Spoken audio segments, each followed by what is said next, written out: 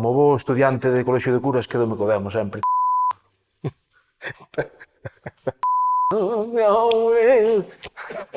Que pasa, freaks? Hoxe imos a estar con Federico Pérez. Tras os seus maravillosos inicios como actor de serie B galega, Fede pasou a traballar nun sinfín de producións. É moi lembrado polo seu papel en Era Visto e petouno por todo o alto encarnando ao ben querido Josito en Padre Casares.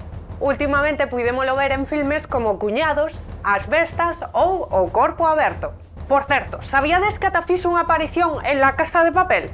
Carallo, iso significa que ata os coreanos veron a faciana do bo de Fede. Preparadevos porque imos coñecer os gustos cinéfilos deste home.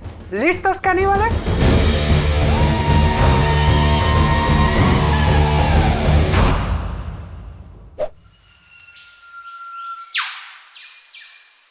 Bueno, considero que non hai ninguna familia estruturada, a xente que di non, eu vivo unha familia normalmente.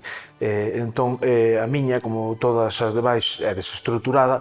A nosa desestrutura baseábase na transhumancia. Nós somos unha familia emigrante por natureza. Desde moi noviño, marchei, con 10 anos, marchei para Herbón, un colexio de curas, de padres franciscanos. Entón, había un frade, non? O padre Antonio Tembra, que era un cinéfilo perdido, encantaba o cine. Entón eu escollín Amadeus porque simboliza toda aquela época, pero poderíache dicir Psicosis, con 10 anos, Psicosis, El hombre que pudo reinar, Apocalipsis Now, O Padriño, El exorcista. Poderíache dicir todas esas, pero Amadeus a min marcoume, non? Aparte que me parece un peliculón, o arranque da película, non?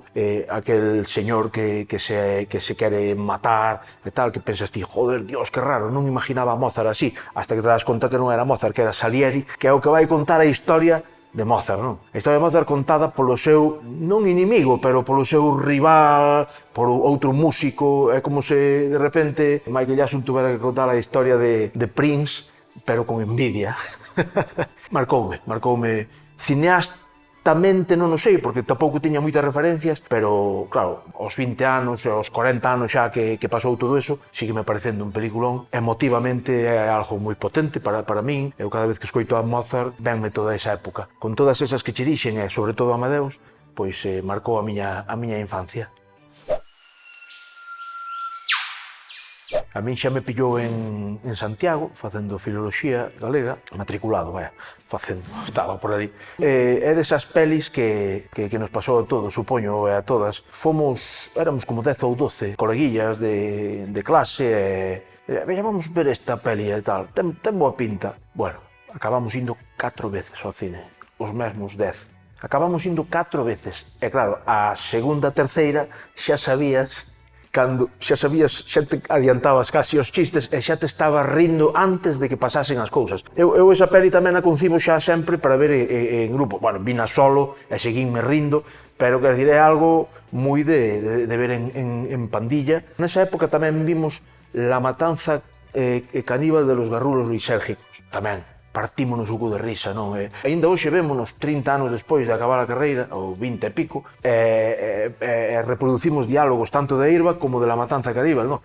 Los papeles, todo. Estamos ainda constantemente reproducindo. Bueno, canónicamente ou académicamente é unha peli que, claro, pero isto que é algo que parece que se rí un pouco da forma de facer cine, e a min pois tamén é algo que me gusta, non? Rirme das convencións, gústame cando nos rimos de nós mismos. Esa era unha peli que tiña unha pretensión de rirse de sí mismo, Juan Babajo, da forma de facer cine, non? Tamén, entón era un despiporre constante, non? Hostia, toda a xente que se prestou para rirse de sí mesma, non? Javier Bardem, Albert Pla é prototipo de rirse moi necesario, pero, bueno, efectivamente, na sociedade esta puritana que vivimos, todos os personaxes son o demo. Eu, claro, quedome sempre a parte do demo. Como bo estudiante de colexio de curas, quedome co demo sempre. Ese nivel de carcajada solo me pasa con Airbag e con Chiquito de la Calzada.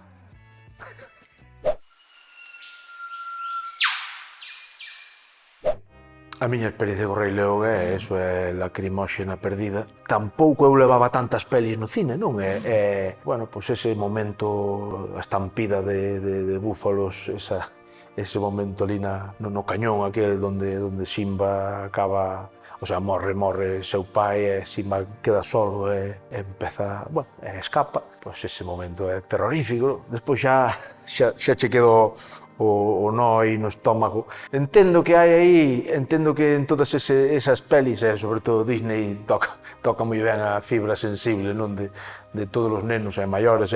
Supoño que se non todos os traumas, todos os momentos así jodidos da tua vida, de alguma maneira están aí, non? Esas relacións con teu pai, con tua nai, está aí, non? Esas cousas que ti non viviches ou que che deixaron un pouco de unha especie de desencanto, certa culpa, non? Hai aí algún mensaje tamén.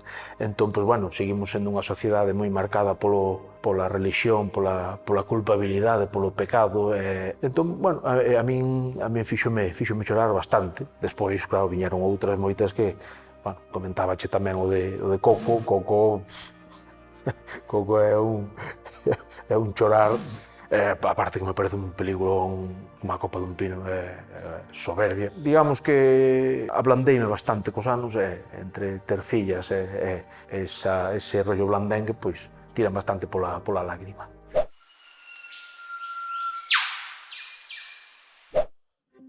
Sí, bueno, eu coa ciencia ficción ou con algunha teño tamén así, a veces cóstame entrar ou engancharme.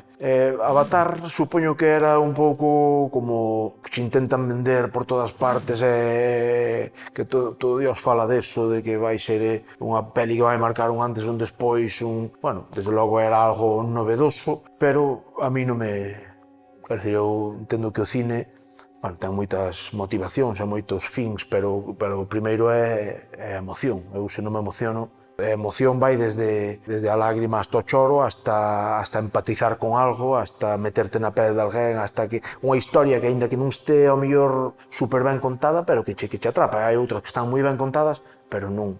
E a min Avatar generou moita distancia. Eu, para ver unha historia de personajes así de ciencia ficción azules, quedome cos pitufos. Facía sempre un chiste ese malo e tal. Despois con pouco yo tamén. Non me dixo nada. Non me atraíu para nada, entón, pois eso, decepcionoume un pouco. Bueno, grandes producións, pero non me... É destas que estás no cine e xa te estás remexendo desde o principio, non te largas porque sabes que hai alguén por ali, pero bueno, teñome largado de moitas tamén. Pero bueno, por quedarme con unha, Avatar, sí. Pois unha peli, non sei se denostada, porque eu creo que moita xente non sabe nin que existe, pero era aquela época, despois douselle a Chiquito a grazada por facelo, non? Os humoristas que facían películas, pois na época, nos 80 e pico, 90, Martes e 13 fixeron Aquí huele a muerto, entre paréntesis, os sobretítulo, pues yo no he sido.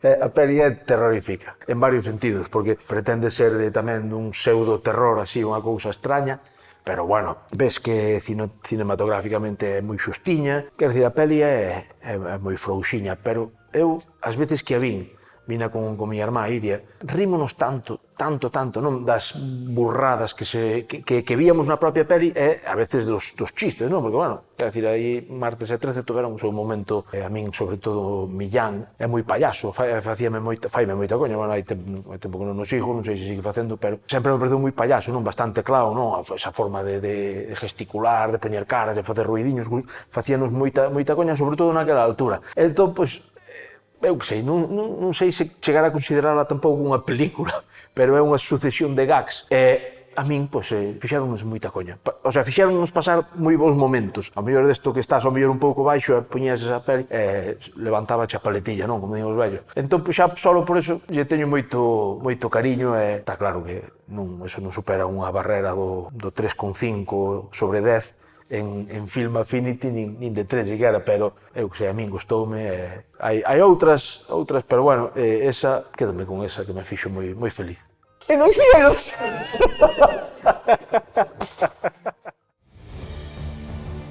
Bueno, caníbales, que? Gustouvos a entrevista? A verdade é que é estar 5 minutos con este home e xa parece que o coñeces de toda a vida. Se tamén sodes dos que preferides aos pitufos, entón dadelle like, compartide e suscribidevos. E se queredes unha cami tan rexulona como esta, lembrade que só tedes que enviarnos unha mensaxe por redes sociais e poderedes locer con orgullo o noso emblema no voso peito. Xa sabedes, unídevos a nosa tribo, caníbales. Non sei se está grabando, pero a mí tamén che podo ler. A primeira peli que vin no cine, nunha sala de cine, foi en Multicines Norte, El silencio de los corderos. Ano 92. Estaba en segundo de bacharelato. Eu nunca fora ao cine na miña vida, nunca tiña, pois eso, 16 anos, creo, 15 ou 16 anos, e foi a miña primeira peli, El silencio de los corderos.